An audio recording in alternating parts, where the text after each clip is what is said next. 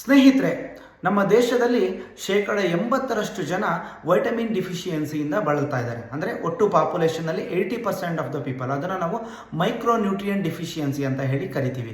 Micronutrients ಅಂತ ಅಂದರೆ minerals ಮತ್ತು ವೈಟಮಿನ್ಸ್. ಓಕೆನಾ? ಅದಕ್ಕೋಸ್ಕರ FSSAI ಅವರು, food safety standard authority India ಅವರು ಏನು ಮಾಡಿದ್ರು ಅಂತ ಹೇಳಿದ್ರೆ, ಲೈಕ್ ಕೆಲವೊಂದು ಆಹಾರ ಪದಾರ್ಥಗಳಿಗೆ ನಾವು ಜಾಸ್ತಿ ಯೂಸ್ ಮಾಡುವಂತಹ ಮ್ಯಾಕ್ರೋನ್ಯೂಟ್ರಿಯನ್ಸ್ ಫುಡ್ಗಳಿಗೆ ವೈಟಮಿನ್ಸ್ನ ಇನ್ಕಾರ್ಪೊರೇಟ್ ಮಾಡಬೇಕು ಅಂತ ಹೇಳಿ ಒಂದು ರೂಲ್ಸ್ ತಗೊಬಂದರು. ಅದೇ ಫುಡ್ ಫೋರ್ಟಿಫಿಕೇಷನ್. ಓಕೆ, ನಾವು ಯಾವ್ಯಾವ ಆಹಾರ ಪದಾರ್ಥಗಳಿಗೆ ನಾವು ಪ್ರಸ್ತುತವಾಗಿ ಫುಡ್ ಫೋರ್ಟಿಫಿಕೇಷನ್ ಮಾಡ್ತಾ ಇದ್ದೀವಿ ಅಂತ ಅಂದರೆ, ಹಾಲಿಗೆ ವೈಟಮಿನ್ ಎ ಮತ್ತು ವೈಟಮಿನ್ ಡಿ ಅನ್ನು ಫೋರ್ಟಿಫೈ ಮಾಡ್ತಾ ಇದ್ದೀವಿ.